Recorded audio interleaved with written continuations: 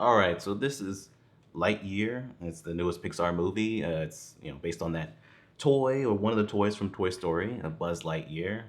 I remember watching that movie. Well, the Toy Story movies, but mainly the first and second one when I was a kid. I remember I loved that first Toy Story movie when I was really young. But anyway, the idea behind this, it starts off at the beginning saying that this is the movie that Andy watched in 1995. Come on, like that's unnecessary, but whatever. The reviews have been kind of mixed, but I'll say how I feel about it in a second. It is directed by Angus MacLane. So in this movie, Chris Evans plays Buzz Lightyear, and Uzo Aduba plays Hawthorne. It's like his partner slash, I guess she's the commander. They're on this planet with the rest of their people. They're on like this big ship and things, and they're trying to see if the planet is habitable. Um, so they go out and they get attacked by some vines and things like that. So they decide to leave, but they can't leave. Something happens to where they're stuck on that planet. And rather than giving up, Buzz Lightyear decides, I'm going to do this mission to, and he feels responsible partially that they can't leave.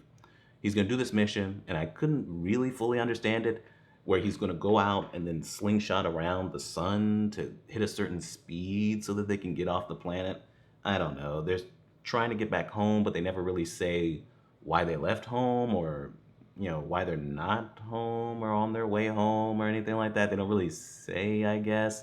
I thought they were trying to find a place for them to live, maybe because their home was destroyed or something like that. But he keeps saying they want to get home, so I didn't fully understand that. And there's definitely some writing issues here, and we'll get back to some of that.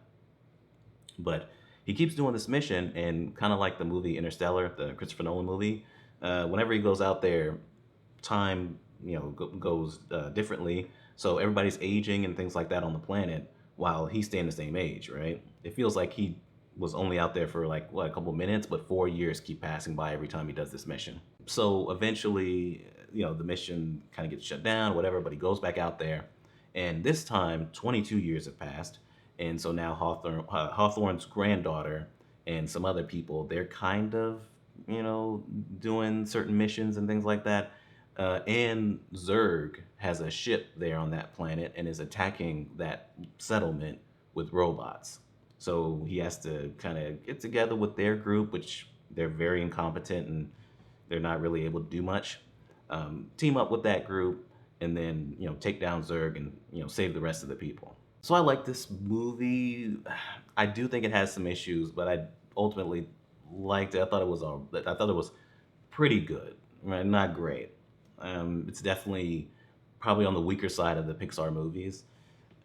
I like Chris Evans. The granddaughter character Izzy was played by Kiki Palmer. I really liked her.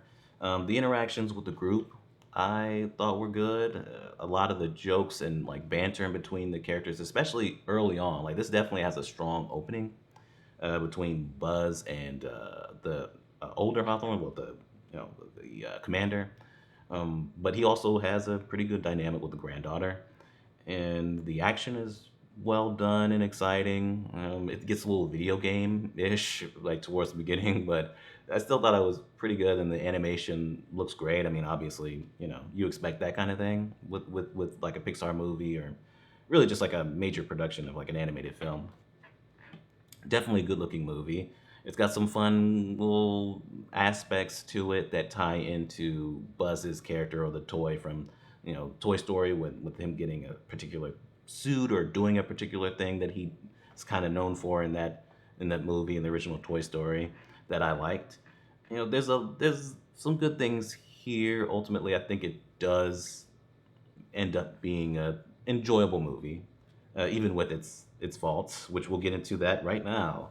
Um, a lot of the comedy is funny, but a lot of it isn't. Also, there's a Takai Waititi character, Mo Morrison, and he's just basically his whole character is just being incompetent. But he's incompetent in like an annoying way, where like he keeps causing things to happen, little mistakes and things. He has a running joke with a pen, which I thought was kind of lame, but at least it was paid off. It has pacing that feels a little too fast early on because we have to hurry up and get to the whole thing with Zurg and all that. But then once we get to that point where he's hanging out with the granddaughter and things, the pacing really slows, and it definitely drags with with it feeling repetitive with Taika Waititi's character, which he just kind of sounds like Korg. I knew that was him from moment one because he sounds just like Korg from Thor Ragnarok, and he keeps causing situations, waking up certain things that they then have to run away from, or dropping something and then causing something else to happen. And it happens over and over again, almost to the point where it feels like they really didn't have enough for an entire movie, so they had to pad the runtime with that kind of stuff. Because if it didn't happen or didn't happen as much, this would definitely be a shorter movie. And it's already pretty short. Some of the comedy felt so forced that it felt like it went against the story or the characters. Where I think it's in the trailer too. The Buzz goes to do the To Infinity and Beyond thing with the granddaughter, and she's like, "What's that?" And there's a pull my finger joke, which isn't even funny. But it's like this has been her life. She's wanted to do this since she was a kid, and all these other things, and she's read all these books about Buzz and his adventures. He doesn't know. I mean, she doesn't know the whole thing about To Infinity and Beyond with Buzz Lightyear and her grandmother. Like that doesn't make any sense. That's literally there just for the joke, and I don't like that. I really don't. Uh, One of the things that really, one of the issues I really had, because the movie already feels kind of disjointed and kind of, it almost feels like it's telling it one story in the beginning, but then turns to tell a whole nother story. But whatever. There's a reveal with what's going on with Zurg that I don't think works. It's interesting, but it's not written enough, right? There's even a point where Zurg, towards the end, is like about to shoot Buzz. It's like, well, why would he do that? It doesn't fit with his plan or who this person, turns out to actually be. It's just like I don't feel like you fully wrote that. And there's a lot of that in here where it's like, really, they took this long for them to be like, "Hey, Buzz, we're done with this," right? Like, it didn't even seem like they were really doing anything over the 4 years every time he's gone. They're just waiting for him to come back so they could just do it all over again. You know, there's a points where he has these little lunches or whatever. It's like I guess people just keep stocking that for him to keep leaving for 4 years over and over again, and then they're mining the planet for resources when it comes to like Buzz's missions and stuff, but like I don't think they're farming or anything. So how are they able to have food, right? And they have these packages or whatever that Buzz has, which I guess were on the ship and things like that. But it's been so long that I feel like that would run out. Like at a certain point, you would think we really got to get off this planet because we're not going to have enough food. We're not going to have enough, really anything, to fully sustain ourselves on this planet. But we keep moving. We got to keep moving. So yeah, there's a lot of that. I had really thought that reveal and everything that's going on with Zurg, I thought was really weak. I mean, they don't really pay attention to Zurg that much anyway until the very end. It feels almost like, well, we need a villain. We have to have something going on to the plot. Like we have to have them trying to defeat someone or do something. So yeah, that's definitely a thing. It doesn't really feel like it has enough to it to fully be a movie. It almost feels like the pilot of a Buzz Lightyear TV show. Like that's what it kind of feels like, where it's just kind of setting up this group of characters so that they can go on more adventures and things. And obviously, it does have that tie-in to being, Toy Story being the movie that Andy saw, which is still kind of ridiculous. But and that goes on to make the toys, and he buys the toy, and it's the whole thing with Toy Story. But yeah, it just doesn't really feel like it's strong enough of a movie for that. Like it does kind of feel like it'll just kind of pass over people to where we're not gonna really remember it all that much in like a year. So that's unfortunate. But anyway, if you'd have had a stronger script here, I think you could have really had something special. As is, it's just it's pretty good, right? It's enjoyable enough. And the people in the theater were definitely enjoying it. I definitely have to talk about this. So every now and then, I do have to talk about the theater experiences.